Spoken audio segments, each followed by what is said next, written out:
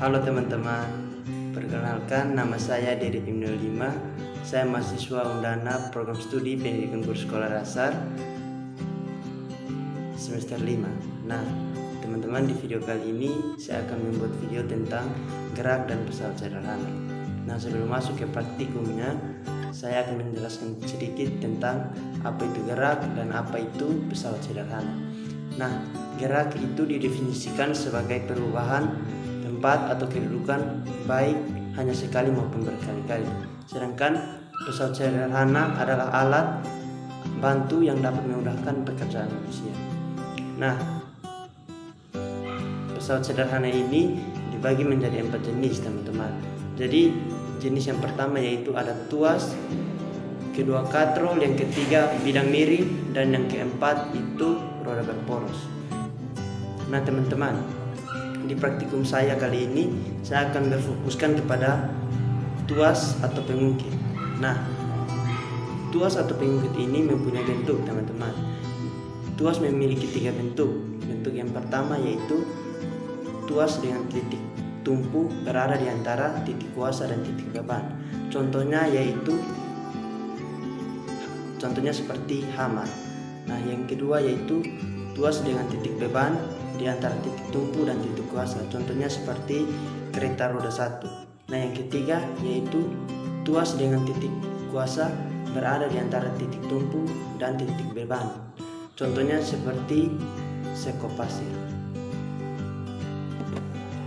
Oke teman-teman, sebelum kita masuk ke praktikumnya, teman-teman perlu tahu apa itu titik tumpu, apa itu titik beban, dan apa itu titik kuasa. Jadi titik tumpu itu merupakan titik di mana batang ditumpu dan tempat batang diputar. Nah, kalau titik beban merupakan titik tempat bekerjanya beban. Sedangkan kalau titik kuasa itu merupakan tempat diadakannya gaya atau kuasa. Nah teman-teman, sekarang kita akan masuk ke praktikumnya. Silakan menonton. Oke teman-teman, sekarang kita masuk ke video praktikumnya.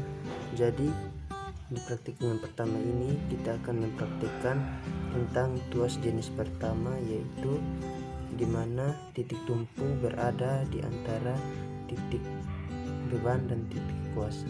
Nah, jadi alat dan bahan yang saya gunakan yaitu ada paku dan kayu. Ini paku dan kayunya sudah menyatu, teman-teman. Dan ada hammer atau biasa juga disebut dengan palu.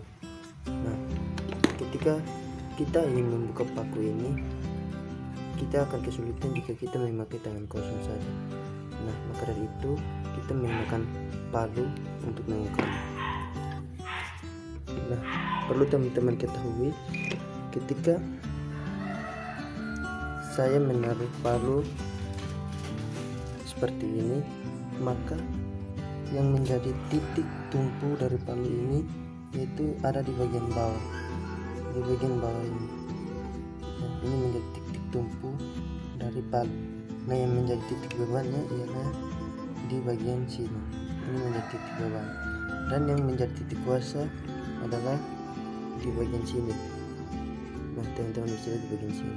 Nah, ketika kita ingin membuka paku ini, perlu teman-teman perhatikan bahwa ketika kita memegang lengan kuasa itu terlalu di atas, maka itu kita akan cukup kesulitan untuk membukanya.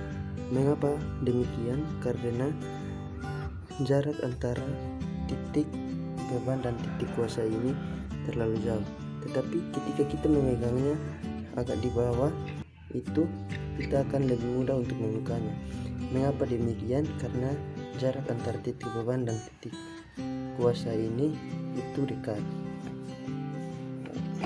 Nah, teman-teman bisa lihat. Nah, jadi ini praktikum yang pertama tentang tuas jenis pertama. Oke teman-teman, sekarang kita masuk ke praktik tuas jenis kedua, yaitu di mana titik beban berada di antara titik tumpu dan titik kuasa. Nah, jadi alat yang saya gunakan di sini yaitu ada kereta roda 1 dan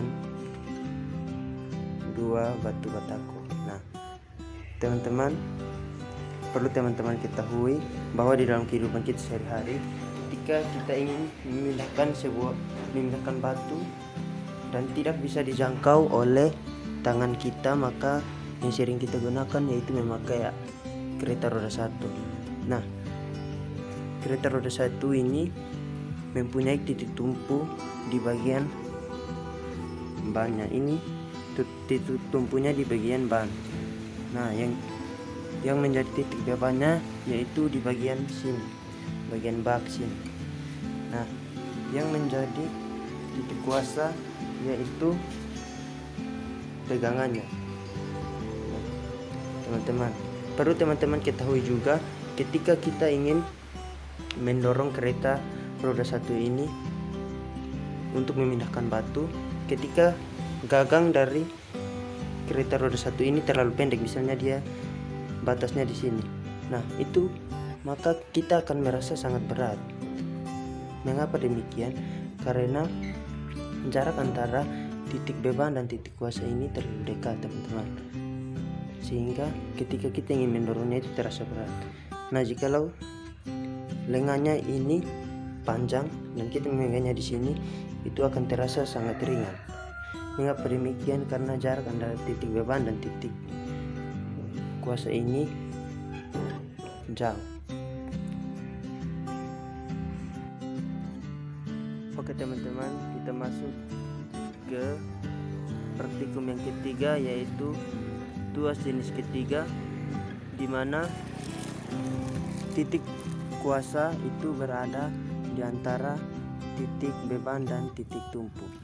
Nah, di sini ada sekop dan pasir, teman-teman. Nah, yang menjadi titik beban dari sekop ini adalah di bagian mulutnya ini, teman-teman. Nah, yang menjadi titik kuasa yaitu berada di tengah, dan yang menjadi titik tumpu yaitu berada di ujung. Nah, teman-teman, ketika seseorang ingin mengangkat pasir menggunakan sekop, ketika lengan dari titik kuasa ini pendek, contohnya batasnya cuma di sini, itu terasa akan lebih ringan dan kita akan mengeluarkan tenaga yang lebih kecil. Mengapa demikian? Karena misalnya jarak titik tumpu ada di sini dan titik kuasanya berada di sini, maka itu akan ringan dikarenakan titik kuasa dan titik tumpu itu memiliki jarak yang sangat dekat. Nah, berbeda dengan ketika lengan dari sekop ini panjang, contohnya seperti sekop ini. Nah, ketika kita memegang lengan kuasa dan jaraknya jauh dengan titik tumpu ini, maka kita akan merasa lebih berat. Mengapa hal itu dapat terjadi? Karena titik kuasanya ini berbeda jauh, terletak sangat jauh dengan titik tumpu.